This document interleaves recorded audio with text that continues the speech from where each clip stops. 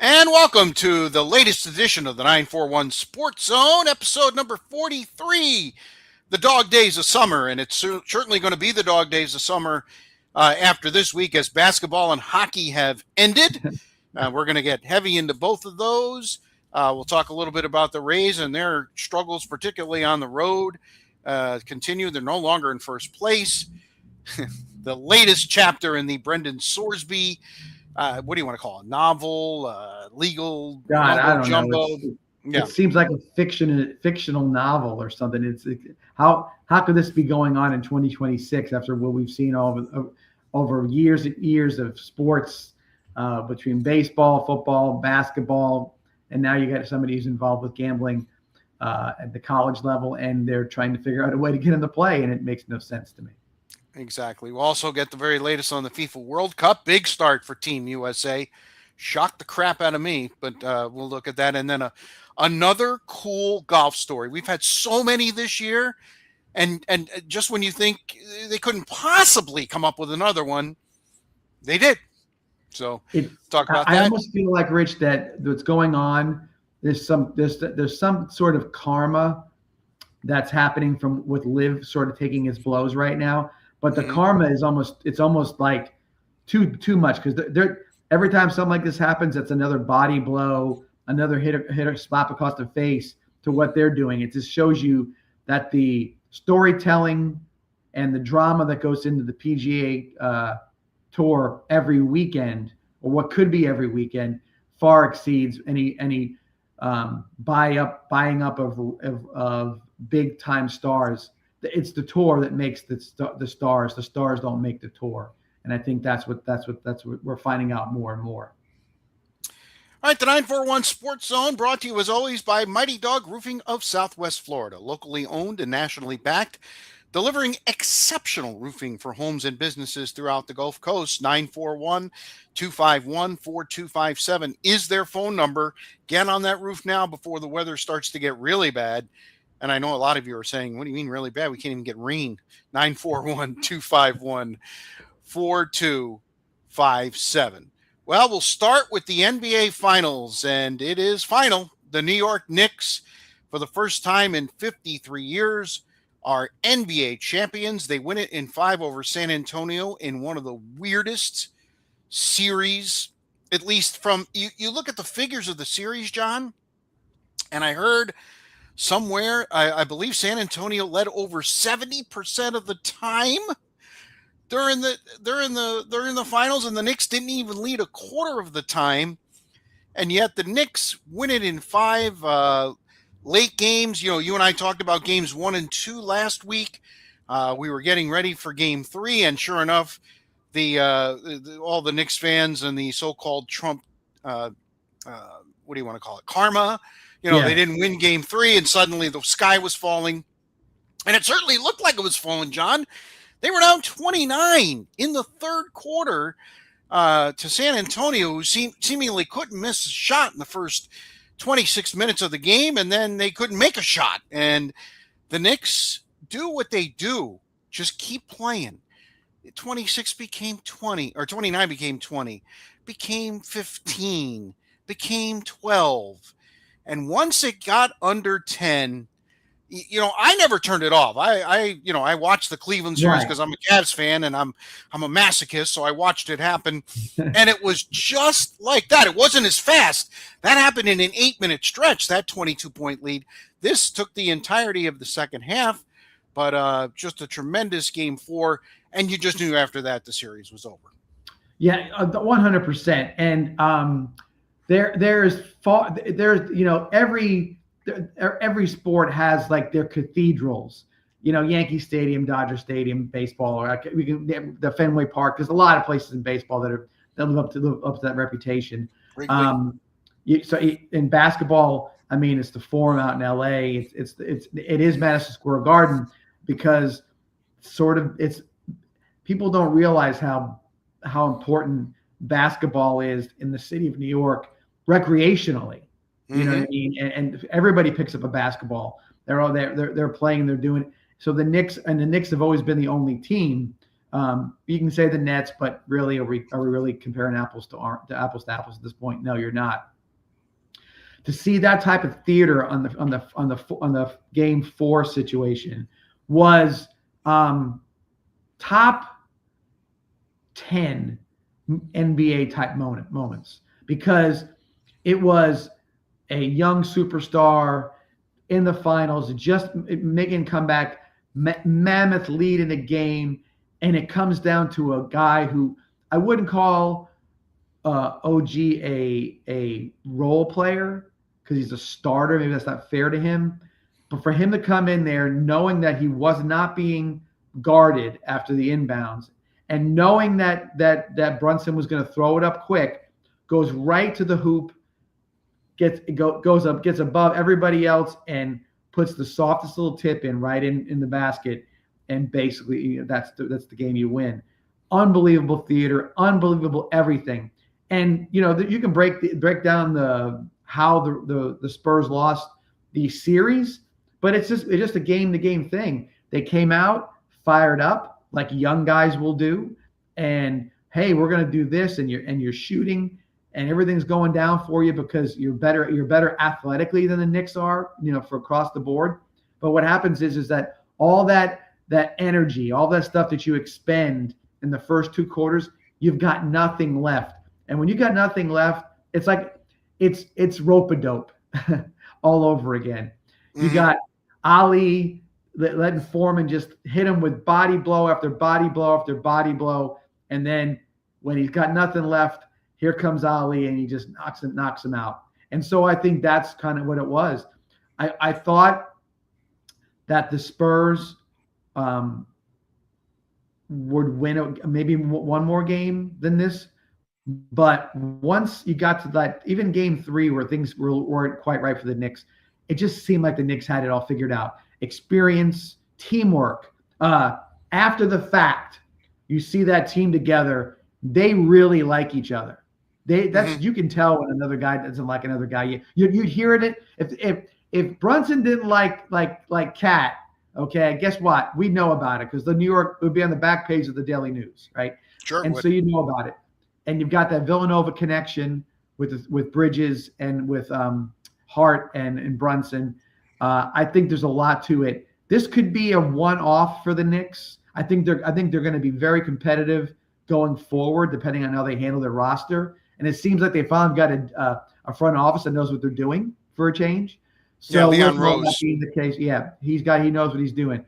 That being the case, this is super special. This is folklore kind of things what the Knicks did, and man, it was fun to watch. And I loved most the biggest thing I got after Game 4 was nobody wanted to leave Madison Square Garden. Correct. That was really cool. Really cool. Not just the A-listers, everybody in the building. 25 minutes after the postgame started, it still looked like a packed house. And you had Charles Barkley and Shaq and all that. They were saying that they had to analyze the game, but they were looking around. And it's like, isn't this cool? Isn't this cool? There's not a lot of isn't this cool moments over in the NBA. There isn't. They're just sometimes it's about millionaires and this and that. Everybody took to this. That was a basketball person, and I want to say this as well. I think guys who have to be impartial for a living, I think they couldn't tamper down their partiality in this situation because it was too cool of a story, too cool of a thing going on to watch everybody standing with their mouth open and say what an amazing situation this is. So great theater. It was fantastic to watch. And I was very critical of Kenny Atkinson, of the coach of the Cavaliers during the meltdown, and I looked at that more as a meltdown than a rally by the Knicks. But the San Antonio meltdown made the Cleveland meltdown look like butter slowly melting. I mean, I don't even know how to put it into words. And you're watching this, and you're watching San Antonio with a huge lead, chucking up threes 10 seconds into the shot clock. And it's happening again and again. It happened 8 consecutive times. and Mitch Johnson has his thumb up his ass, not calling timeout for San Antonio. He had way more time to react than Kenny Atkinson did. Right. And for some reason, until we got to the fourth quarter, like, you know, what are these coaches going to do with these timeouts? Sell them on eBay? I have no idea. It's like they hold on to them. You got to stop the flow. If nothing else, you got to get your team's head back in the game. And clearly San Antonio's head was gone. I mean, they were literally gone. And you could tell by the body language in the fourth quarter, John, that they were hanging on. They were looking for some guidance, and they never got it. And that's all the ingredients have to come up for a comeback of 29 points in the second half. And San Antonio certainly gave them their portion of it. I have two friends who probably will be watching this podcast when I send it out later on today. But they'll know what I'm talking about. Being a Florida Gator fan, as I have been, going with the Steve Spurrier era was something to behold. Okay, but generally speaking, if you watch Steve Spurrier, he threw the ball more in the first half and ran it in the second half because he got himself a lead. And then, like in football, there's only so many possessions if you know what you're doing with. Not even to have to score. You got to run the ball so many times, get a few first downs, and you chew up half the clock. Once I always say potentially there's 11 to 12 possessions in a game for any team, and Spurrier would get up by 6 scores. It's over at that point. He grant you, he ran the score up or whatever he did, but he learned his lesson in the choke at Doak when he sort of didn't run out the clock or whatever else it was. But once you got to a point where in the third quarter and you were up by so many points, only so many possessions left in a game for you, the game is officially over. Okay. In high school, they actually make it over. They call it a running clock, right? Right. It's officially over. So at that point, at 29 up, it was officially over, unless you do something colossally stupid. And number one was you have a coach with a young bunch of guys, okay?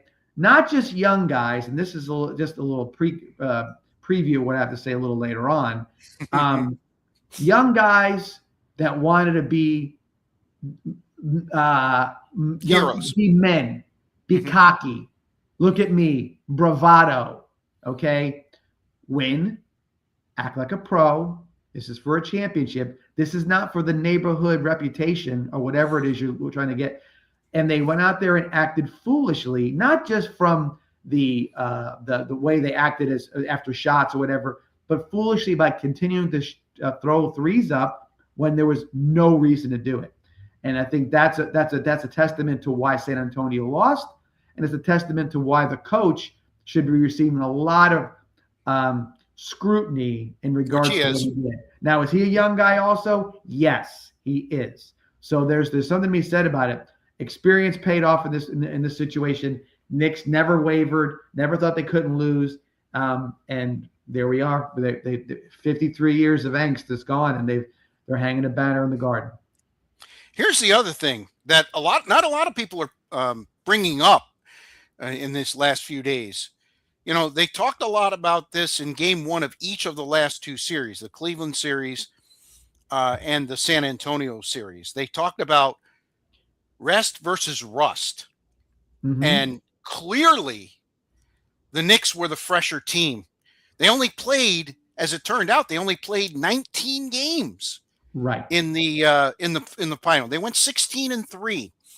They were definitely a little rusty in game one against Cleveland in the first 3 quarters. Finally got it together. They were certainly rusty in the first part of the first game of the San Antonio series, got it together, and won the game. I don't think there's any question, and we'll talk about this a little more even in hockey because it's more physical. But I don't think there's any question. Rest beats rust, because rust you could shake off in literally less than a game, whereas rest as the series went on, and again we'll talk about this in the Stanley Cup final, as the series goes on, the fresher team make the plays in the fourth quarter, and the Knicks did every single game, even the game they lost, like you said, game 3, they hung around. It looked like San Antonio had 3 or 4 chances to just bury them, and they never did. And the Knicks kept hitting shots and keeping it close. the fourth quarter they owned. You want to own the fourth quarter, not the first quarter, and certainly the New York Knicks did that. Yeah, they're 1,000% right. And I also thought some of the smarter things the Knicks did. When Tom Thibodeau was released, it was because his rotation was so short. He was running 6 guys in the game, and they had a whole bench full of guys, and the Knicks were putting a lot of different players on the court to get the guy a couple of minutes worth of time, buying some time here and there. I thought that Coach Brown did a really nice job with just spotting guys and getting him off the court. When Wemby was giving Brunson breaks, using Alvarado. I thought that was, Alvarado's not nearly the player, but you know what? He gave him 5-6 minutes here, 4 or 5 minutes here. And at the end of the game, Brunson was fresh, ready to go. And Brunson, I want to say the way they did it, he was out of the game for maybe 6 minutes of a quarter at a time. Early in the game, he was out. Like, he's getting a good long rest, and I'm thinking, my goodness, they gained a little bit up. They were, instead of being down by so much, they were only down by a little bit more. And I never, if they were within 10, they were going to win for sure. 29, that's a different story. That had to be something that was gifted to them in some ways. But every single time they got somebody on the bench with a little bit of a break, boy, did it make a difference. And you're right. Brunson scores 15 to get 45 in the Game 5 clincher. And he looked like he could have gone even more than that. Yeah, no question. He cemented himself. If he ever has to buy a meal or a drink in New York, shame on that restaurant. I mean, absolutely. After Game 4, I was talking with some of my friends, and I was like, Anunoby's got a shot here to maybe steal the MVP of the series. I mean, he was tremendous. And he was obviously getting healthier each game, although he didn't have a great game in Game 5, but still he was playing better and better each game. He had the unbelievable tip. You start thinking, he has a real good Game 5 or a Game 6 and they win. And then Brunson says, hold my beer. 29 in the second half. They couldn't buy a basket, John. They couldn't buy as a team. They couldn't throw the ball in the ocean. And Brunson says, all right, over here. I'll take it. I'll do it every which way. He fouled a couple times shooting threes. He was making threes, making off balance jumpers. He was the man. And I think we all need to now be, listen, I was not nearly as much of a Jalen Brunson fan as I am now.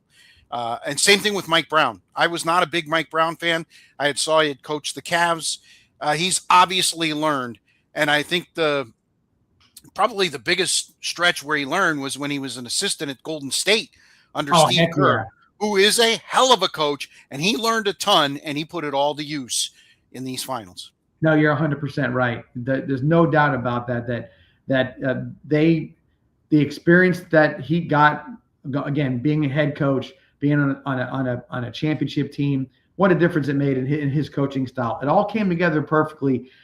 I believe, Rich, I know it's a little ahead of myself, but everybody's saying how much better Boston's going to be next year, and I'm sure they will be. But I'm telling you, it's going to be tough.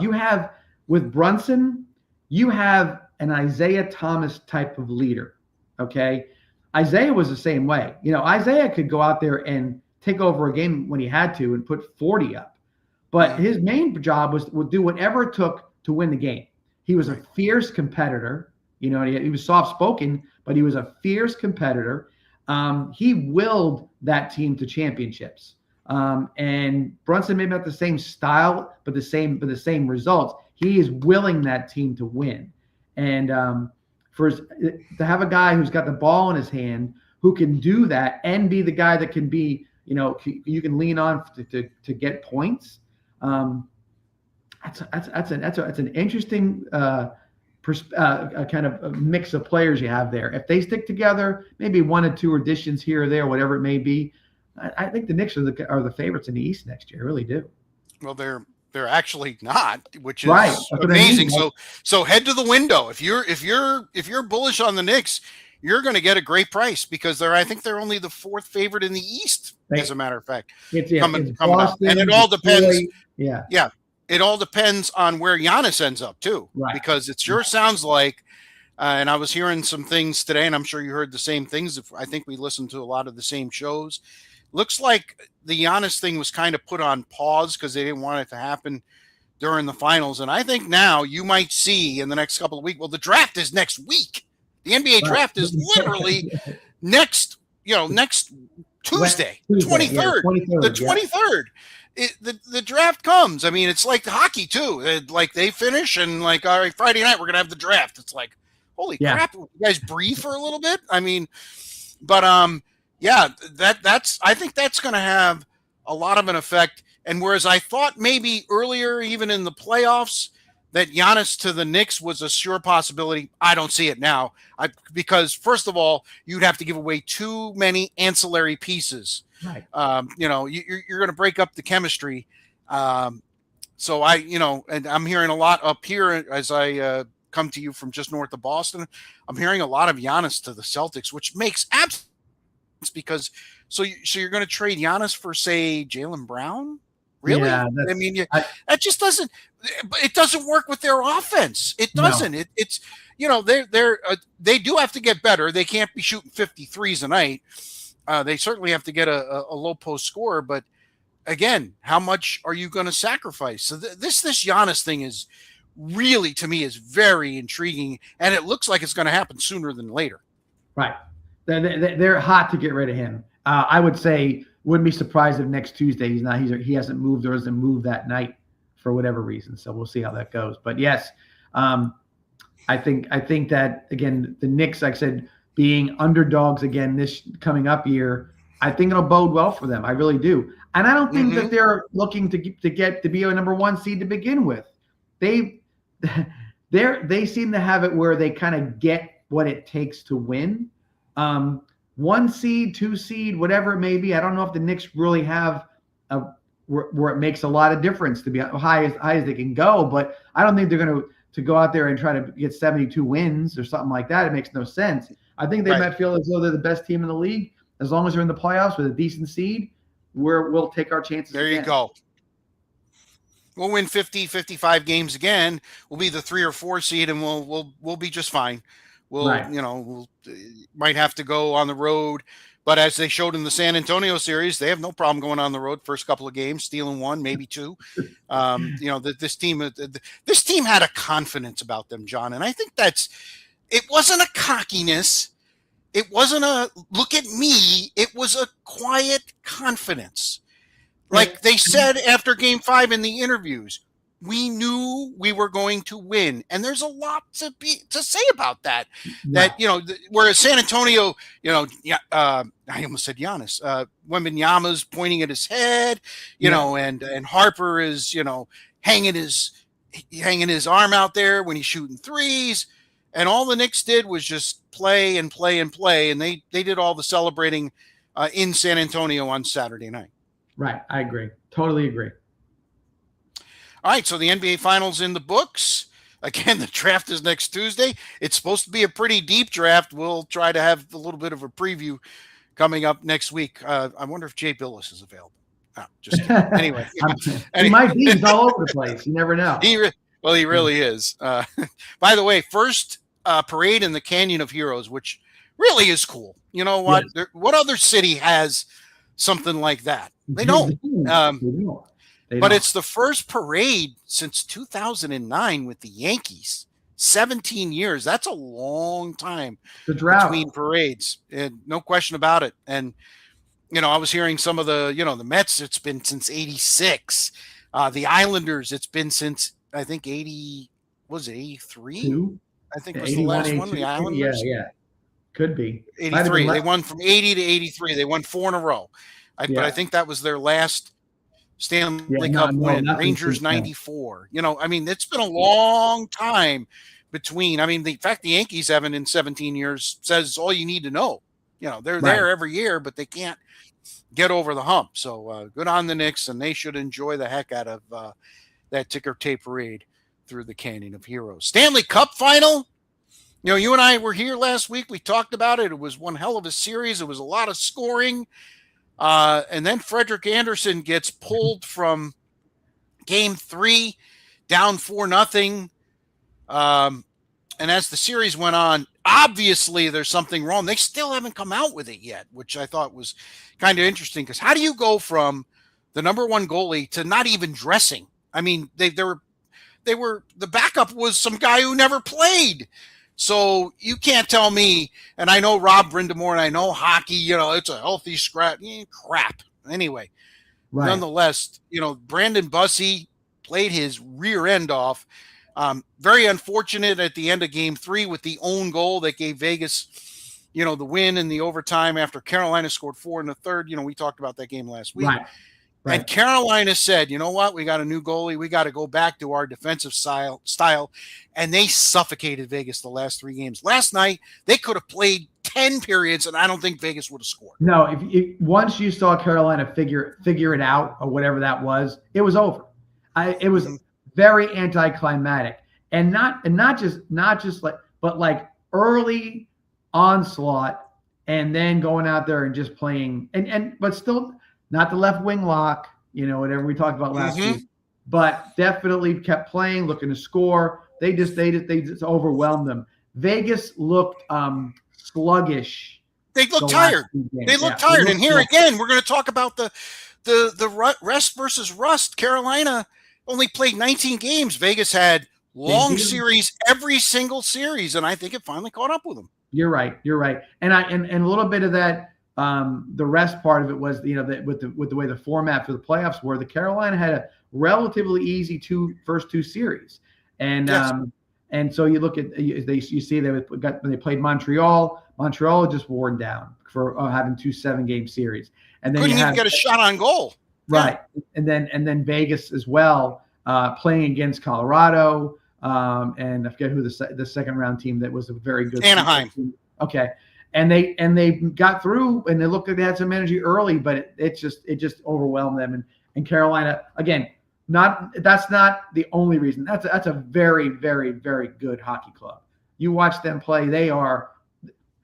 I always watch the fourth line when I play hockey. Mm-hmm. When you're like, when Kucherov's out there, when these guys over the years, the main guys, you watch that fourth line, the guys that grind, the guys that come out. And they check like crazy. They keep the puck in the neutral, out of their zone. A lot of it's down in the other end. They do that, and then they come off the ice. They did their minute and a half worth of work. You watch that, and you see how the level of play doesn't go down very much when that fourth line's out there. You got something special, and I saw that with Carolina. No, there's no doubt about it, and no team that I can remember forever, and There's been a few coaches that have been players, but no team embodies, their coach like Carolina. Rob Brind'Amour was a guy who mucked it in the corners. He was a tough guy. He was the captain of the team that won in 2006, and it was no different. He's the captain of the ship, even though they had, Jordan Staal, who ended up being the Conn Smythe winner on the ice, but he embodied Rob Brind'Amour, and I'm happy for him because he was taking a lot of crap because they kept getting to the conference finals and failing.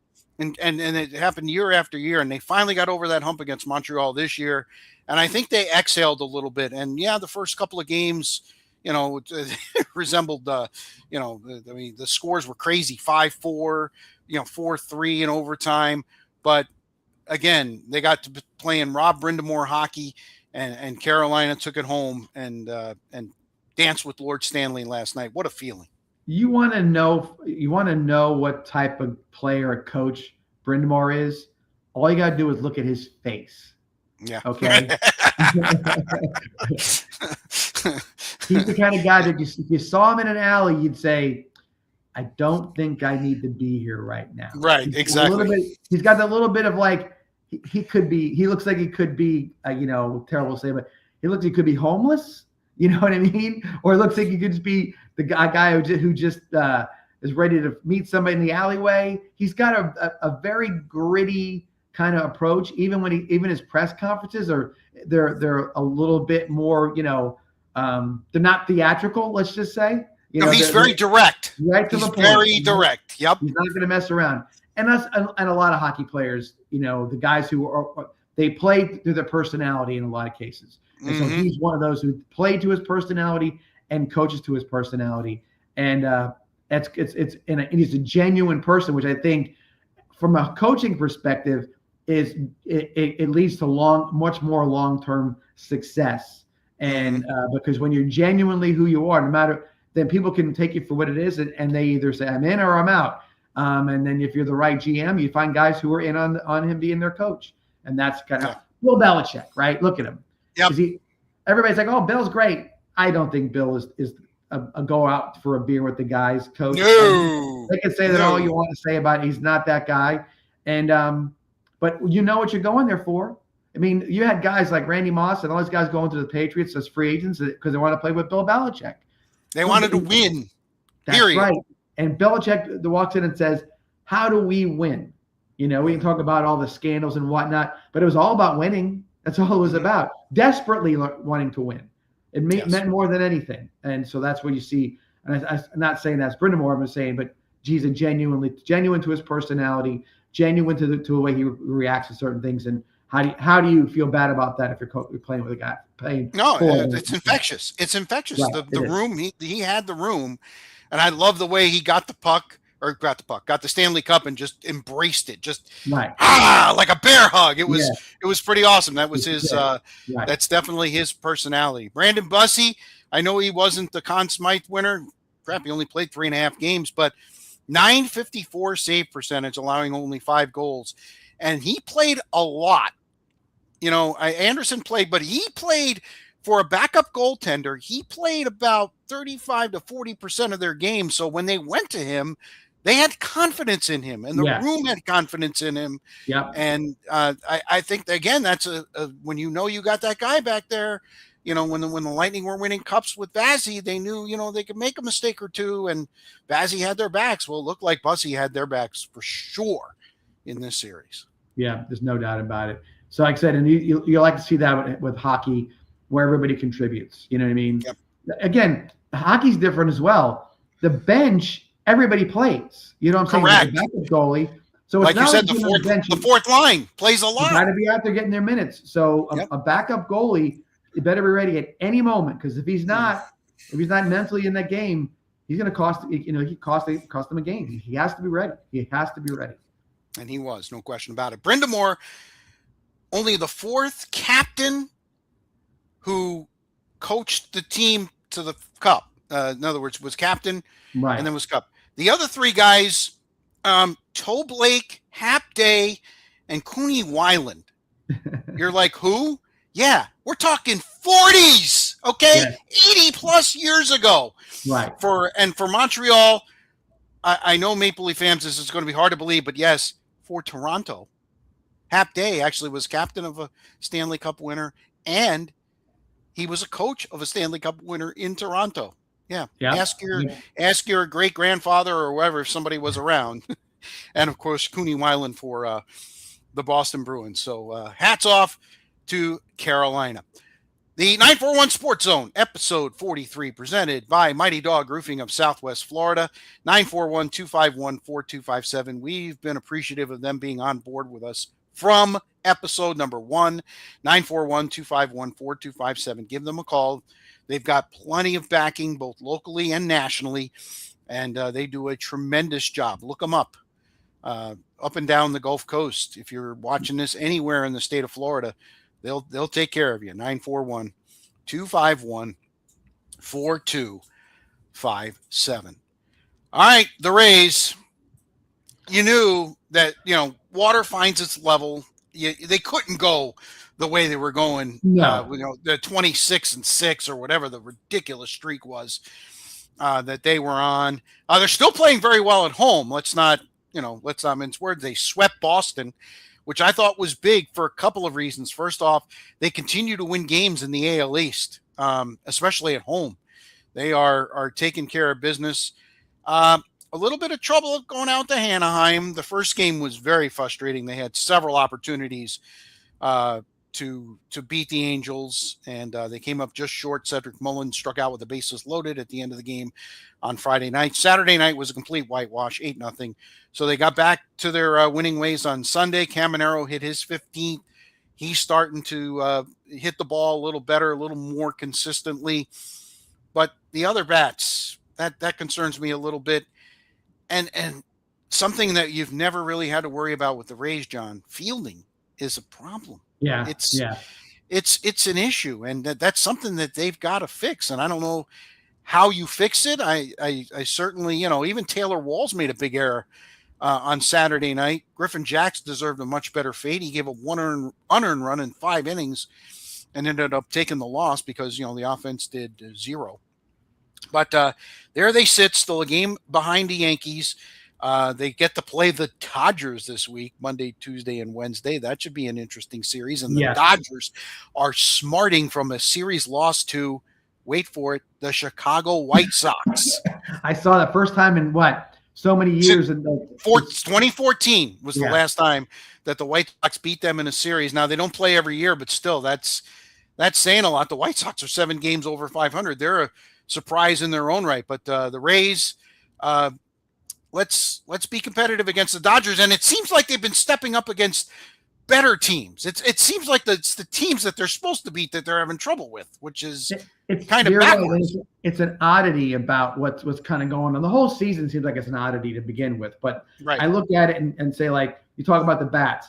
I always worry about the bats with the Rays. It's always been a situation where when are they going to go south? But the thing is this, Rich,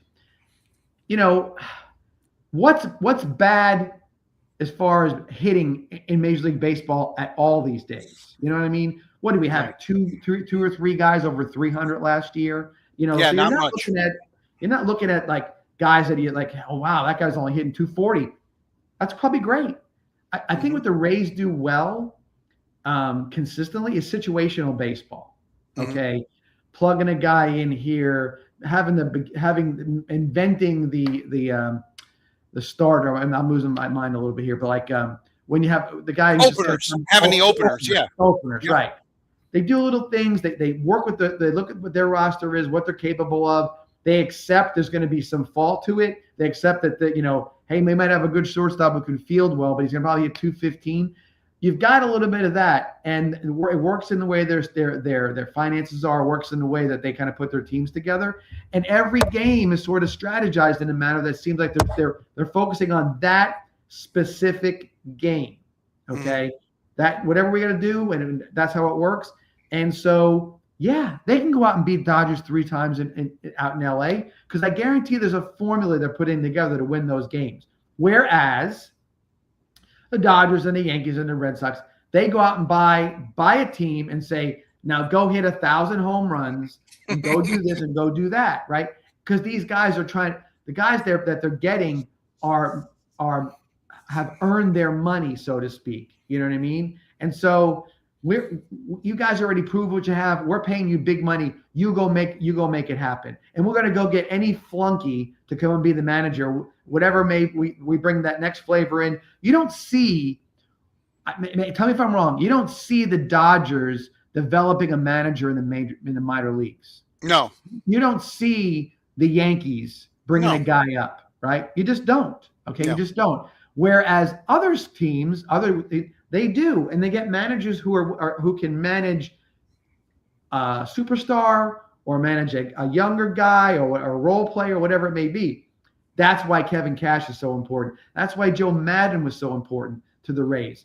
It doesn't have nothing against the roster right now, but it doesn't even matter at some point in time. As long as they're Major League Baseball players and you get something out of them, the Rays will find a way. It's a matter of how much they can get out of those guys each and every year. Is it a world championship level plan? Yeah, maybe you're going to break through every once in a while, but you're going to be a consistent winner, and we're going to get the most out of the guys we can. And I think you're seeing a prototypical in this year's team. No question about it. And think about this. I was thinking about this earlier. Joe Madden came along in 2006. And since 2006, 20 years, the Rays have had 2 managers. How many managers did they go through in the first 8 years of their existence from 98 to 2006? It was like, Lou Piniella, Hal McRae. They tried to fit round holes into square pegs, and they finally decided, hey, Joe Madden, minor league, he was forever a minor league and bench coach. with the Angels. They got him, and then they got Kevin Cash. Same thing. They have found the right formula, not only on the field, but in the dugout. And I think that's very important. Right, it is. And like I said, in baseball, it's always about a free agent. It's about the next guy going to make $500 million. Rays are not in that conversation. Rays are building a team every year. Mm-hmm. Whatever that team's going to be, they're building it. So after the Dodgers series, the Rays have a 10-game homestand. And their record at home is, if they're not still first, they're right there as far as home record, because they're 17-18 on the road and they're 41-27 overall. So they've only lost 9 games at home, and that includes 3 in a row when they got swept by the Tigers of all teams. Yeah, that was recent too. Yeah, it was. So, but their 10-game homestand now. I look at this and I start licking my chops, but the way they've been playing against, not lesser teams, certainly shows you concern, because they have Washington, who can tear the cover off the ball. They're hitting this year like crazy. Kansas City, who is struggling, and that should be a series win, and Arizona, who's hanging tough in the NL West. I mean, it's a 10-game homestand. You got to go at least 7-3, in my opinion, on that homestand. Yeah. Oh yeah. You got to come out of there at least that much, because that's going to be if you can go 500 on the road and go 700 the rest of the time, I think you're in good shape at that point. It's a good formula. It's a very good formula. So, and of course, again, the Aaron Judge thing, we haven't heard anything. We talked about that a little bit last week. He's still about 3 weeks or so from getting retested. And again, there's no guarantee that he's even coming back this year. So this should be a very interesting An athlete time. like him in particular, you always see in the seams that when they get something like this, it lingers. Mm-hmm. You know what I mean? It's like this chiseled bodied guy, and all of a sudden it's just this little nagging injury, and it takes a while for it to come back. If the Yankees are smart, they don't rush him back. If they're smart, and there's any question, the Yankees have not punched a ticket to the playoffs, but they have enough guys in there that can at least pick up the slack. Well, their pitching is a lot of it, right? Yeah, their pitching is actually really good now that Garrett Cole's back in the mix. Rodon, I mean, they've got starters. Right. Yeah, all they have to do is keep the bullpen together, and Bednar does his thing, and they're going to win a lot of games. So it's going to be a fun summer. And I didn't think it was going to be a fun summer, to be truthfully honest with you, with the Rays. In all honesty, I was like maybe 80 wins, maybe 82. Would be. But Rich, you look, at the beginning of every season, we'll start talking about the NFL and say, well, some of the Patriots look great. They got AJ Brown and this and that, everything else. But there's going to be somebody you're going to look at. You're not even going to consider them to be a team that's going to be on the rise, and you're going to turn and go, how did they get to be 5-0? There are things like that you don't expect from certain teams. And then when it happens, it becomes a very good, obviously a great story. And in baseball, in this case, it seems to be year after year. It's the Rays are doing something, not every year, but for the most part, they're doing something to make themselves be very competitive. It always seems as though there's a rotation. Rays are second and third, and the Red Sox suck for a year, and the Orioles suck for a while, and then the Blue Jays suck for a while. The Yankees are the only ones that really don't usually suck at all the other teams. But the Rays are never quite – they're always in that 2, 3, 4 slot in some way. Mm-hmm. Yep. That's how they are. So, well, look at Toronto. Toronto was literally 3 outs from a World Championship, and they can't get to 500 right now. And, I know they started slow last year, but that's not a winning formula, struggling in April and May and having to play like 700 baseball the rest of the way. And eventually that's going to catch up with you. It seems to me like the Toronto team that I see right now, Rich, like a little piece got pulled off every year. Oh, this guy's gone. And that, what happened to that guy? They 5 years ago, they had a lineup of everybody's who played in the major leagues. Their son was on the Toronto Blue Jays team, and now you see like that guy's not there anymore, and that guy's not there anymore, and this guy's not there anymore. So I think there's an attrition rate with the talent they had. Little by little, it's been taken away from them, and I see that this might be a year to count up to them a little bit, at least early in the year. All right, we make the unsmooth segue from the Rays being a great story to the cesspool that is Texas Tech. And I think I'm being kind calling it a cesspool. If this podcast was called What's Bugging Me podcast, we would have started with this story, because it's going to bother everybody for hopefully not the entire college football season, but I think it's going to be something that's going to linger at least until the season starts, because Texas Tech has put their money and their energy behind Brandon Sorsby, the quarterback that they bought up for $5 million from the University of Cincinnati. No more detail to know than he bet on his own team, which is the cardinal rule you cannot do. He did it. He was given a ban from sports, went to an appeals court, and now he's back for only having to miss 2 games, which is against Abilene Christian and Oregon State, right? Yes. So all that being the case, this is what nobody ever wanted to see happen when it came to, and this really isn't even NIL, it is portal kind of things. But the idea, if it wouldn't matter if it was portal or not. Let's say he was on Texas Tech's team for 4 years. They would still be battling over this for whatever reason. Well, I know what the reason is. They want to win. They think this guy's going to do it for them. At all cost. At all cost. And Texas Tech has no problem playing the villain in this situation for whatever reason. And it is not a good scenario right now, because it just compounds what's going on with the NIL and with everything else. So college football is not about who's going to be in the top 10. It's about what is the next scandal or problem that the NCAA has to, or college football in general has to address. This is unnecessary. This should not be up for debate. I think it's that cut and dry. And by the way, Rich, everywhere anyone else outside of Lubbock, Texas, agrees with it. It is across the board. They are in the wrong, but they're going to go through the system and hopefully be able to put off whatever's going to happen until February and the season's over and there's nothing to worry about anymore. I would like to see the NFL step up and say something. They say, look. Well, they do in their own way, though, John. They will in their own way. Okay. You know what I'm saying? As far as the draft is concerned, or not taking him, or whatever it may be, it's right. They already did it with Shedeur Sanders on much lesser conditions. The NFL, trust me, this is just I don't even know how to. The fact that the Big 12. Right. And by the way, let's the latest villain in this whole thing is the Attorney General for the state of Texas, Kenneth Paxton, who basically said, if the Big 12 takes any advantage, we're taking you right to court. So the Big 12, in order to observe their bylaws, has to actually file suit against the university, against Paxton, over Sorsby's eligibility, and they basically have to ask for an injunction so that the conference can hand out punishment. I mean, that just doesn't make any sense to me. It's dumb.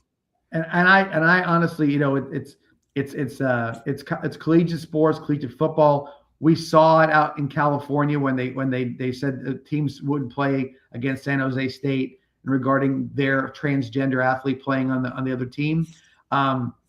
I want to say that if it was, I'd have to be in a conversation about it and say, hey, we got Texas Tech on the schedule this year.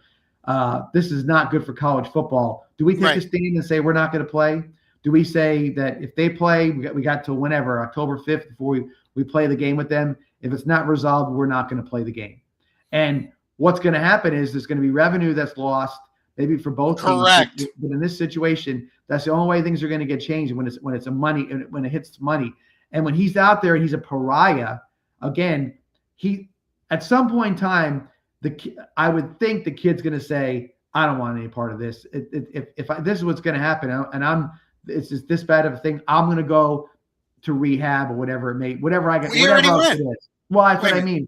He's got to have to go somewhere. Go to the Palmer brothers and learn how to throw a football with those two guys or whatever. Figure it out if that's the case. But you broke the cardinal rule. That's it. You can't do it. You did it. You're caught. They're trying to figure out a way to buy time to get you through it because they know it's not going to. If it keeps going to different courts, it'll never hold up. It's the time though.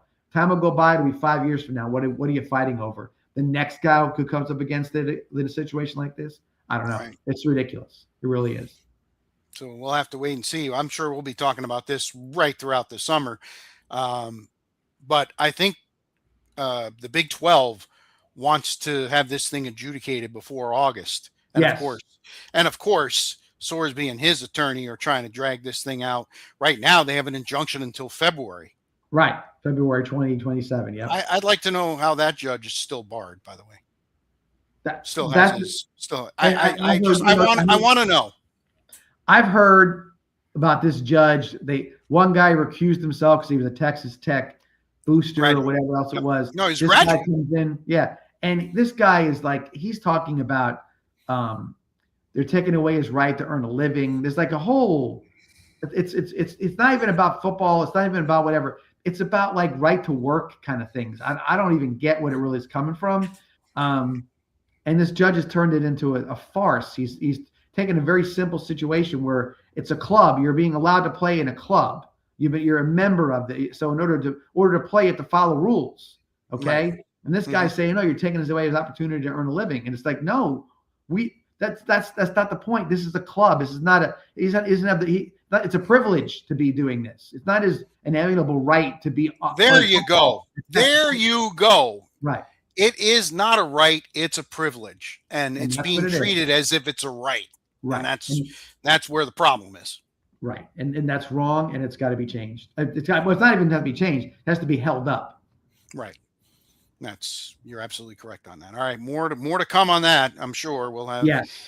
Just when we think we don't have enough news, we'll get into June and July, and it'll be kind of slow until we get to our high school football preview. I'm pretty sure this is going to keep us going for a while. Well, I think over the next couple of weeks, Rich, this will be major talking points for us moving forward. That the new rules as far as high school football is concerned, as well. Yes. As far as the in the state of Florida, they have an open division for a championship, which we'll get into the details, I'm sure, in the next week or so about that in particular. The Teddy Bridgewater rule and act and everything else. There's a lot of little things that are going on right now in football in particular that are definitely going to be headline grabbers leading into the regular season. All right. Before we continue, one more reminder that the 941 Sports Zone is presented by Mighty Dog Roofing of Southwest Florida. 941-251-4257. Give them a call. They'll take care of your roof, and you won't have to worry about it if we somehow get smacked with a storm. Even a thunderstorm or an EF0 tornado could be a problem if your roof is not sturdy enough. So give them a call. I've seen many of relative or people that are new customers be sitting in their house on the first real thunderstorm they've ever seen in Florida, and let's just say they might have needed a depend or two when they were done because it scared the poop out of them pretty good. And that's again, flash boom, there it is, and it can be from anywhere at any time. Yeah, 941-251-4257. Again, Mighty Dog Roofing of Southwest Florida. FIFA World Cup time. Interesting, surprising, shocking to me. Team USA came out like I don't know. I mean, they were, their friendlies, they were meh. And Paraguay was a pretty good team. I think we played them in a 2-1 game in one of our later friendlies late last year. Well, they came out smoking. Team USA did. Got up 3-0 at the half. Let me see if I don't screw up his name. Florian Balogun. 2 goals, including on a set piece right at the half. They scored on a set piece just as time expired to get up 3-0. Paraguay cut it to 3-1 after the second half water break. Water break? Are we playing high school football? I mean, these are professional athletes. What the heck? There's so many ways to go with this, but it would be unfair to talk about the World Cup and starting to sort of pick on what it is that soccer becomes, the dramatics on the field with the somebody stepped on somebody's toe or didn't step on their toe, and selling of an injury and all the different stuff that goes into it. I get it. They're trying to buy, they're trying to get something for nothing kind of scenario, all those things. But some of the things they do in soccer are not necessarily what the red, white, and blue is used to in their sports. It's not something we're used to. So right. It is what it is. 4-1, so 3-goal differential. That's big, because when you get to the next round, teams get re-ranked. And the fact that you have a 3-goal differential, only Germany, who 7-1, 7-1, they're pretty much going to win their group. It would be. I thought that the last game would be the game that would decide who won the group, against Turkey. Except that Australia went out and beat Turkey 2-0, which was as shocked as I was about USA beating Portugal Paraguay the way they did. The fact that Australia not only gave Turkey a game, but they ended up beating them 2-0. And now that makes this Friday's game at 3 p.m. Eastern time against Australia in Seattle makes that probably the game that's going to decide who is the group champion. Yeah, I think you're right. And I'm glad to see that they've got themselves, it's the momentum in this country for soccer can end like that. Yes. We got World Cup. It's here. There's great games all over we got, it's a worldwide event. And if they came out and the score was flipped 4-1, the interest goes down 50%. Because you still want to watch the USA, right? And if they would have lost to Paraguay by 4-1 score, and Australia had just beaten Turkey, I think it would have been that you would have seen a lot of that energy would have been gone at this point. So it's probably the best thing that could happen to U.S. soccer. I just don't know how they maintain the momentum. Not in this particular. They could go decently into through this World Cup, but there's still, to me, a very, very big chasm between where they could be and where they are. Right. I just don't see them getting guys who are of that level or that talent point for the game. I don't know why. I hear all the different things like, well, geez, we have all these great athletes. Why can't we get them to play soccer well? I don't know. But I also know that, it took a while for the world to catch up to play baseball the way we play baseball. And now our league is nothing but, it's not a lot of American players in Major League Baseball. There is, but they're not as many, I should say. Right. NBA, everybody's got foreign players, right? That's how it works. The NFL is the one that kind of keeps to itself in regards to that, in-house type of athlete. But you would think that soccer would be a sport that the U.S. could find a way to break through that top level, top 8 teams in the country, or in the world, I should say. It's just never happened. So what do you think is a good tournament? Now, a couple things. First of all, this year they increased the amount of teams from 32 to 48. Right. Which makes the college football thing look puny. Okay. Yeah. You've literally just added 1/3 more teams. And 32 teams, I believe it is, make it into the knockout stage, if you will. Right. And then you have a round of 32, and then you have a round of 16, and then you have the quarterfinals, semifinals, and finals. To you, what is a successful World Cup for Team USA? How far do they have to go? To the 16 round. Okay. 16. Okay. Because, they didn't add 16 teams to the top. Like, they didn't get 16 top teams. No. They got, well, they got 4 teams that have never even participated. One of them on Monday actually drew with the favorite Spain, Cape Verde. Yeah. 0-0. And that's an incredible result. This is like in the NCAA tournament, the 16 seed being whoever you want. You name a team that's a 16 seed, and you say we added 16 more of those teams. Mm-hmm.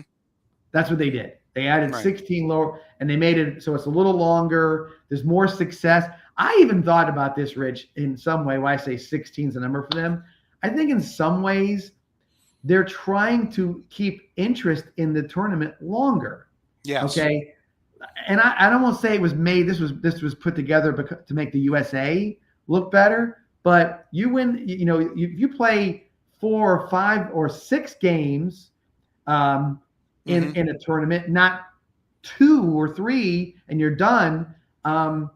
It makes you look more legit. It may grind out some interest from people in particular. This was done to get more airtime and notoriety to the bigger powerhouse teams, and they just bought more raw meat for the Lions. Is what they did, and they just threw it in there and said, "Go get it, see what happens." And that's why you're seeing USA even in their group. I mean, their group is it's them, Australia, Paraguay, and Turkey. That's not like. That's not murderer's row. That's not murderer's row any way, shape, or form. It's not even close to that. So I'm not saying it was a layup, but you say to yourself, okay, they're a little better than maybe we thought, but we won't know how good they are until they get to the knockout stage. You just don't know. And it's interesting because the way now that it's done, if somehow Team USA can win their group, they'll end up playing a third place team. Right. So they should win that game. That's what I'm saying. And you get to the round of 16, and you're probably still playing a team. See, to me, I think they got to get to the quarters. I think they got to get to the quarters to have this be a successful tournament. In my opinion, would be. It would be a hell of a good thing to do to get to the final 8. But I don't know if they are the final 8. It's going to come down to matchups. Okay, right? You're right. If they should get to the final 8, but if it rolls out and they're looking at somebody like Spain or England or something like that. That's why you got to win your group. That's why you got to win your group, and you have to have high goal differential so that you're seeded higher and you play lower seeded teams. So far, mission accomplished. We'll see what happens on Friday. One thing, just as you're talking about that, Richard, that is helpful with this expansion of this is that you can make the game more exciting with having multiple goal games. A 7-1 game may not be exciting, but it's goals. It's scoring. Yeah. We know that. We all like it.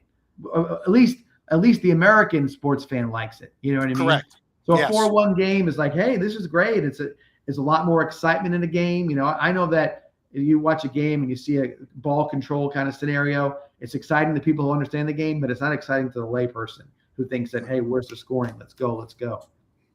Netherlands and Japan. I watched a good portion of that game yesterday. Ended up 2-2. Netherlands took the lead. Japan tied it. Netherlands took the lead. Japan tied it literally with about 4 minutes to go and before stoppage time. You'd have thought they'd won the World Cup the way their fans were celebrating. That's great. We have a bunch of people staying at the hotel I work at up here, and we are. Let me give you. We're near the New Hampshire border. Okay. And Foxborough is an hour, and that's without traffic, which never happens around here. So it's a poke. And I was working the overnight shift, and there was probably about 30 Scottish fans that came in, kilts, the jerseys, the whole 9. 3:00 in the morning, 3:30 in the morning.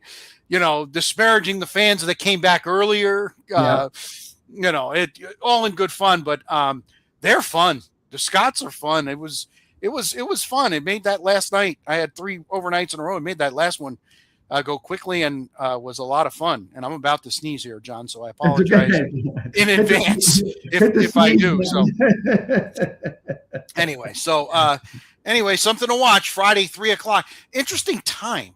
I thought the first game being at 9:00 on a Friday, perfect time. The whole country gets to watch it. It's even 6:00 in Southern California where they played. 3 p.m.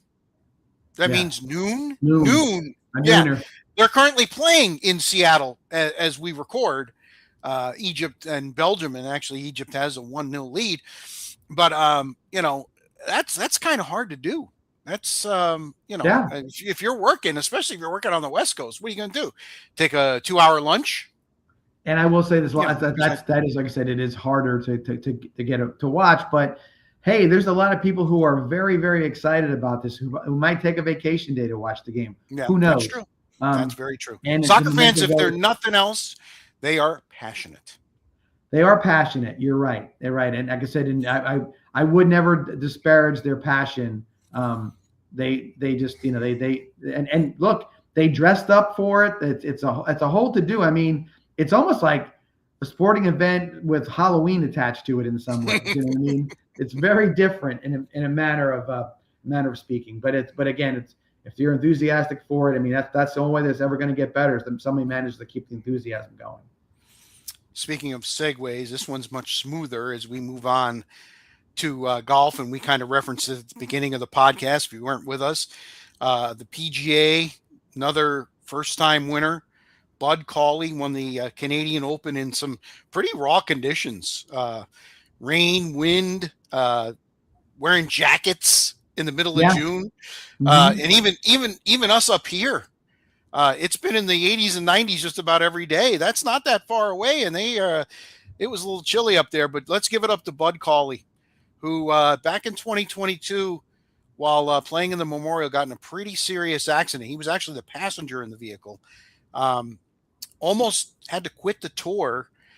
Took 2 years to come back, and he finally hits the winner's circle after 239 starts. I think, John, that's a record, if I'm not mistaken. If it's not the record, it's in the top three. Let's just say that to you. I did see something, but I wasn't sure if it was his number or somebody else's number. But he definitely has been up there. And you've seen his name around, even before and after the accident. Alabama player in college, Justin Thomas, his best friend or one of his best friends, and always was the guy that they thought had the talent to do it, just didn't cross the finish line. I mean, look at Tommy Fleetwood last year; he broke his little hex or his issues. So the grind of the game of golf is real, and to stay with it through injuries, to stay with it through the not getting there and being close a few times. There's something to be said about the personality type of a person who can keep grinding through things like that and know and believe that they can win, because golf is so much mental. If you don't believe it, it's not going to happen. If you don't believe you can hit that shot on 18, a 125-yard shot, and if it goes in the water, you're going to go to a playoff or you're going to lose. You don't believe it, it's going to end up in the water. That's how it works. And so to see him finish that tournament off and to know the pressure he was under to do that and how long it took him to get to that spot, it's pretty impressive the way he's done. And he gets a trip to Shinnecock because it's U.S. Open week. I didn't even put it on the shot sheet. Totally. Oh, there, got a hat. Let me see. Shinnecock. Hold on, Shinnecock. Higher. Now we're frozen. There it is. Yep. Shinnecock. So I'm a USGA member, right there, member. I get a hat every year with my membership, and there's my Shinnecock hat. So out Long Island, a very, very good U.S. Open track.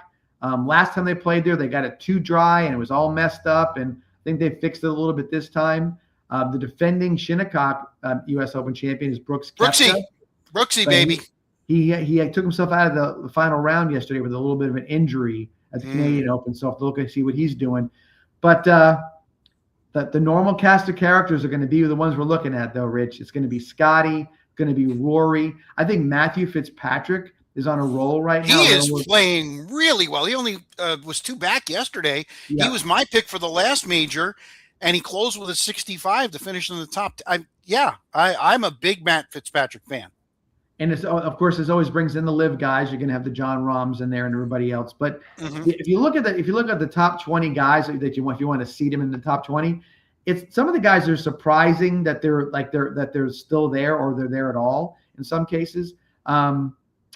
I think Shane Lowry is a major championship guy. I like Shane Lowry a lot. I think I might have said this before to you. If he could just avoid that meltdown he seems to have every once in a while. I mean, Tommy Fleetwood is an Open championship kind of guy. I used to say Tommy Fleetwood, he'd always end his fourth round down two is always be a 72. He have 18 pars. You don't win the U.S. Open normally with a 65 on Sunday. You win it with a 71 because you shot 67 and 60 earlier in the tournament. So I think he's a legitimate guy to be out there making headway. There's Bryson DeChambeau. 2 years ago, he's the Open championship. Boy, he's not. He was playing real well going into the Masters, and since then he's really struggled. Well, a lot of people have said that he's turned into a YouTuber, and he's not really about he's sort of lost his way. He has a fierce sort of practice regimen, and he's an experimenter and he's sort of like, maybe he's lost interest a little bit. Sometimes you say to these guys, well, he took the money. Maybe that's why he took the money. Maybe golf wasn't, he grinded for a long time. Maybe he said, I can go make, $250 million for 4 years and see where this thing goes. And if it doesn't do it, I'll do something else with my time. So who really knows what the situation is? I haven't really looked at my sheet to figure a winner out, but I was just going to ask you. It's like, I know you play. Don't you play fantasy golf? I do, and I have a fantasy golf thing, and I also have a little pool that we pick 4 players out and do some things with that as well. But I already named the 2 top guys for me. I thought that this was Rory's one to win. I thought Rory was going to win at Shinnecock, but he won the Masters instead. So is Scotty the guy? Has Scotty been playing up to his level? No, I don't think he has. I think he's got to get off to a good start. Is what Scotty seems to eliminate himself on Thursday.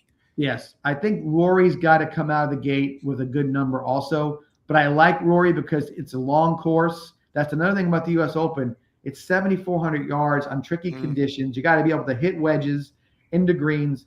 It seems this one seems to suit Rory. It's out there on Long Island, so it's going to be windy. Normally, it's windy out there, so the wind will play a factor in the situation. Remember, though, years ago, Corey Pavin won at Shinnecock one time. Right. He was about 5'3", 110 pounds, and was hitting 3 woods into the green, where that guys now are hitting 9 irons in. You know what I mean? So it's a little different game altogether. So I think I do like Rory as far as I still have Rory to play in my league, so I could do that as well.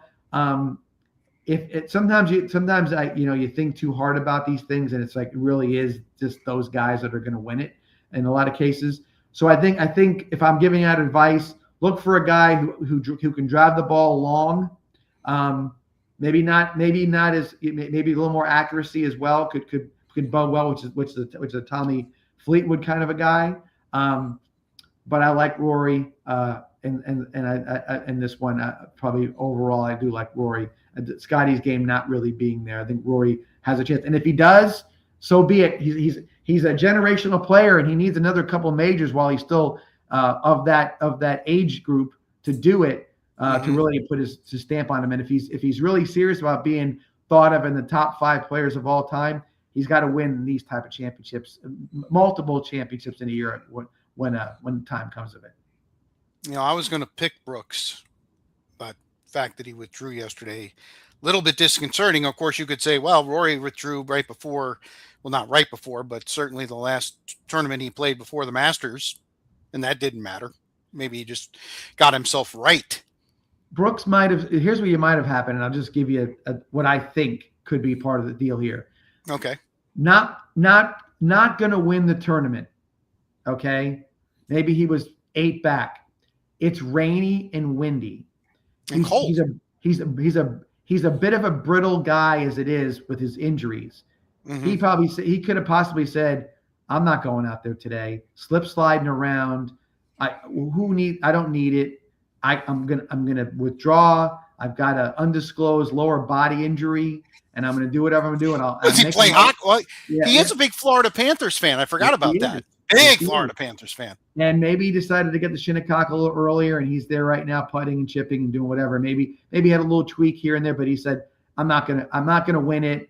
I still got that live money in my back pocket, so I don't need to worry about the 50, 60 grand I'm going to get in this one. Let's go down and get ready for the U.S. Open. So don't put him out of the deal, but it was a little concerning that he had a little problem. Sure. Well, anytime you withdraw, something to look at. Concern. So I'm just going to go with the guy I went with last time. I'm going to go with Matt Fitzpatrick. You said it. He is playing from every week. You look up at the leaderboard, he's in the top 10, top 12. I mean, he's playing good, steady golf. And that's what you need at a U.S. Open. Good, steady golf. And he hits the ball further than you think he does. Yes. He's right about 300 on average, and he hits it a little. That he as he's gotten more mature, he's added things to his game that he didn't necessarily have before. So that's going to be an interesting scenario. I'd like to pick one other thing. I'd like to see one of the younger guys maybe come out of this situation.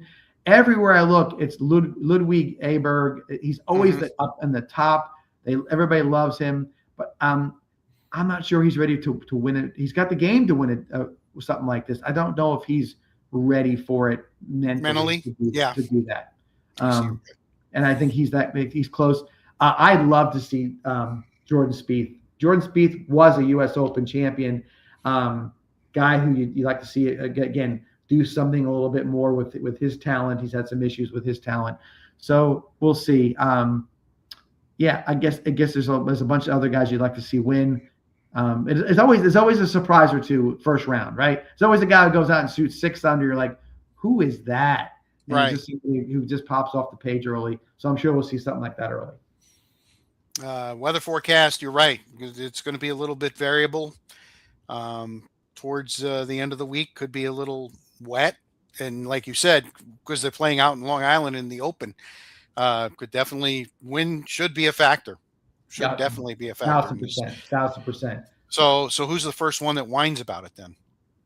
As far as the course setup is concerned, right? Course setup, the wind, and I kind of say that half tongue in cheek. Yeah, but I would certainly hope. I would certainly hope that they, just shut up and play golf. Right. But you're right. There will be someone who decides it's time to say something. Whoever that may be. But I don't think it'll be a surprise. Whoever does say something. All right. Let's wrap this baby up. Locks of the week. We both did well. I told you Carolina was a lock to win Game 4. Put my money where my mouth was. Yeah. That was very good. So I improved to 22-16. You got off the schneid. Jalen Brunson at least 28 in games 3 and 4. You definitely did both of those, and then just threw up a 45 for Grins. Just to show what he could really do. Right. So 23-15 for you. You still hold your 1-game lead, and this is getting a lot harder to do as we're running out of sports. So I can go first. I'll go on the tee box. Sure. I'll say Matt Fitzpatrick top 10. Okay. I think it's a good bet. I think it's a very good bet. I think he's going to be. I honestly believe that he'll be on the leaderboard. They have the little top 5, whatever guys. I think he's going to be there early and late as well. I think he's got the game. He's already won 1 U.S. Open. You know what I mean? He did that here in Boston. In Boston, right, Massachusetts. So he knows how to win. So he can do it. I'm going to go real simple, and I'm going to keep it topical, Rich. USA beats Australia on Friday. Okay. Now, I know that U.S. hasn't lost to Australia in a while. I mean, it's been a long time since they lost to them. Australia looked good. USA looked good. I think it's going to be a really good match. I think USA, with the home field advantage, will pull it out. I'm not going to say a score, but a good soccer score is 2-1, right? So maybe it's a 2-1 kind of game. Yeah. So we'll see. Okay.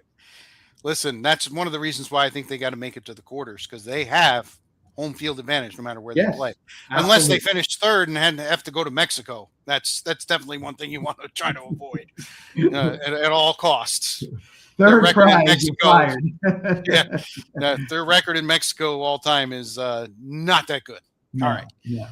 Time for the final segment. What's bugging me? You kind of teased it, so I'll let you jump on the tee box first. So it was, what I thought, and for a 5-game series with the Knicks and the Spurs, I thought that was great theater for 5 games. I don't know if I could have taken a 6 or 7 game series the way that those games were going.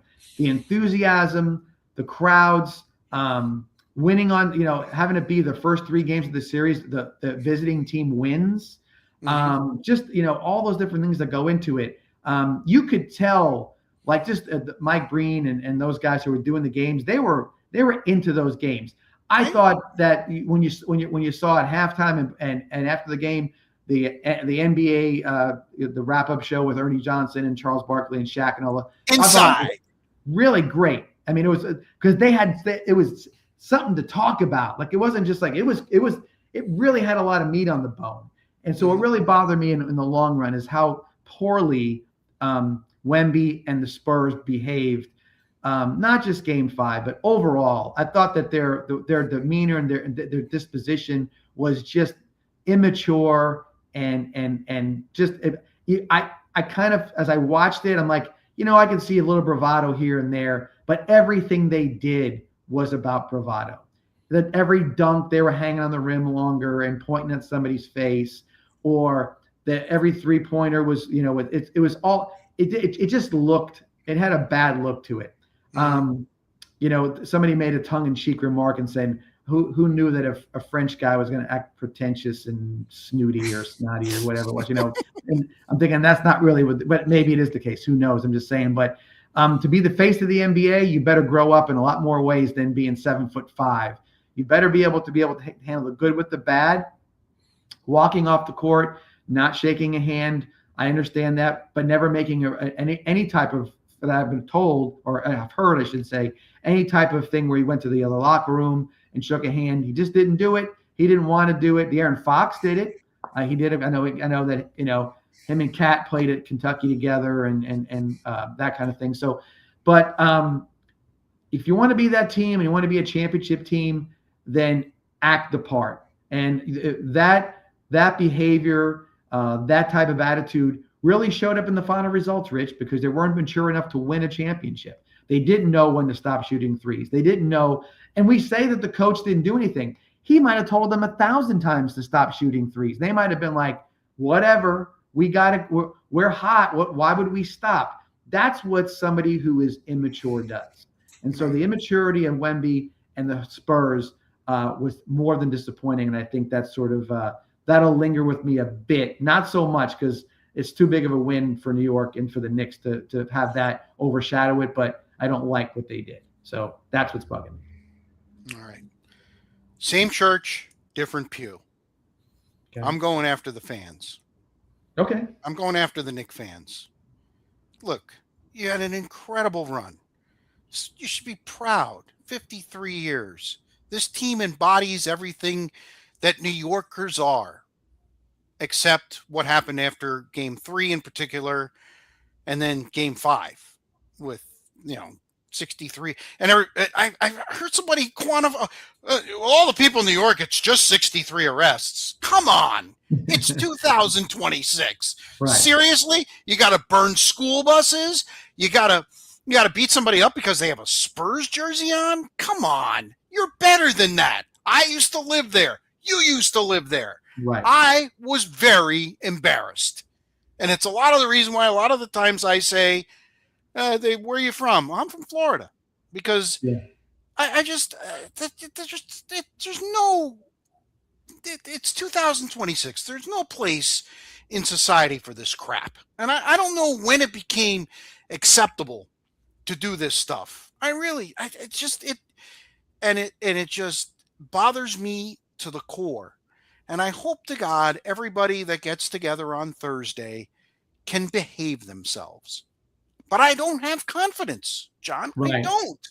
I don't. This is supposed to be a joyous celebration. Canyon of Heroes. Haven't had one of these, as we mentioned earlier, in 17 years. For the Knicks, it's been 53. Mm-hmm. Yeah. Act like you've been there before, even if you haven't. Come on. I'm actually begging you. I don't want to have to talk about this. It's crap. Total, unadulterated crap. I agree. I'm done. I'm done. No, there's no better way to put it. You've been there, done that, behave the right way, be enthusiastic, have a couple of drinks, whatever it is. That's fine. Okay. If they said they had 10 guys intoxicated and they had to put them in a paddy wagon, okay, that's fine. But like you said, to see somebody setting 5 school buses on fire, stuff like that. There's no sense to it. There's no reason. There's no reason behind it. Yeah. Somebody tell me the reason. Yeah. Please. Somebody said, I'm celebrating a victory by burning a school bus up. I don't know where that becomes part of a celebration. It's just somebody who wants to riot or wants to be in that situation. And it does ruin it in the manner to say like, well, one of the things that I thought was pretty cool and gave the rest of the country, if you paid attention, how big New York City is, right? Mm-hmm. You had the crowd on 33rd Street, right? But they would say, look, there's a watch party in Astoria, Queens. There's a watch party in Flatbush in Brooklyn. There's a watch party in the Bronx.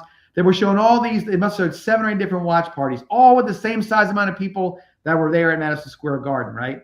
And you think, wow, this is great, because you look around and say, how big is New York? You know what I'm saying? In comparison, I think the only other city in the country that compares in the inner city part of it is maybe Chicago in a smaller scale, but they have places, population spots like LA and Phoenix and Houston. They're not concentrated in that area. Brooklyn's the 4th biggest city in the country if it wasn't part of New York City, right? So think about that. And you see all these really cool things happen, and galvanizing of a city over a team, and people want to ruin it. And that's what gets you upset, because you want to say, hey, I'm from there. I'm a Knicks fan. You know what I mean? I'm a Knicks fan. And they say, but it's hard to say I'm a Knicks fan, and what I have to watch is that crap going on, and they look back at me and say, oh, look, they're burning down whatever. It's hard as a Knicks fan, a former or a New Yorker from a while back again, right, to say that's something that I approve of, and it's just not. All right, and that'll do it for this edition of the 941 Sports Zone. Another one in the can. We are getting closer now, John. We can probably start counting the days until the 24th of July. And I know you're feverishly putting everything together, and I, as one who's on the panel, certainly do appreciate it. I just get to fly in and sit on the panel and, and ask good. questions and stuff. We have there's a lot of folks that like to help out, which is great. It's pretty much 39 days away at this point. So we're getting closer, but this just shows you how close we are to football season. It's crazy, right? It's like you say, okay, it's close. There's no doubt about it. And things around different places are shaping up, and you're starting to see more and more of that. You've seen the push on some of the Google feeds, and you're seeing more about college football and high school football. And like I said, we'll be having some guests in here to sort of explain some of the changes that have been made, and previewing some of the things that we're looking forward to, not only in pro and college football, but also in high school football. So that's going to be a big part of what we do all fall. Okay, let's tell everybody the particulars. July 24th, annual Friday. Suncoast Gridiron preview, or whatever we call. I always say whatever comes out of our mouths, as long as it's got football and media day attached to it. Carroll GMC, located on the island of Venice. If you know Venice very well, it's the Circus Bridge, or the South Bridge area of the island of Venice. 22 teams that are going to be invited, or were invited to be a part of our festivities, where we get probably about a good 15-20 minutes with each team. Coaches and players come in. The panel will be set with you, Xavier McKnight from ABC7, James Hill, and we're also going to have Matt Geller there this year as well. So Matt's going to be involved as well, and he's been a big part of our podcast. And yes, he has. He might be the one guy that really has been. He's there. He's the guy out there in the trenches with everybody, literally. So it's good to have him there. He probably has a lot of very good, poignant questions of all these coaches. But the enthusiasm from the kids and the coaches have been fantastic, and the facility has been really great. They set it up looking beautiful. Vibrant Aspect Media and all their high-tech camera work and everything that they do will be great as well. So we're looking at a live podcast that day of probably 6 hours, if not more, maybe 7 hours. And then as it's cut and pasted together, something that's going to be archived on web pages, and although you name it, it'll be out there, and Vibrant will get all that done for us instead of us doing our what do we do now? We start it up and keep our fingers crossed. Yeah, it was a little hairy getting on today, as a matter of fact. It's always fun. So I kind of enjoy it, but so it'll be a great time, and really looking forward to it. Rivals will be there. On3 will be there. So and then all the local publications hopefully will show up as well, and that's what we always like to get. We like to provide for them, is saying, hey, maybe I can save you a couple of 1,000 miles on your car over the next couple of months, knowing you can talk to a coach that that's going to come your way instead of you having to go to them and try to find them out. All right. Looking forward to that again, July 24th. Yeah, it's Keep fun. it open on your calendar. If you're at work and it's a Friday, you can go right to the YouTube page. We'll give you all that information as things get closer. So for John, Canyon of Heroes, Ticker Tape Parade, Missoni, I'm Spitz. Until next week, so long, everybody.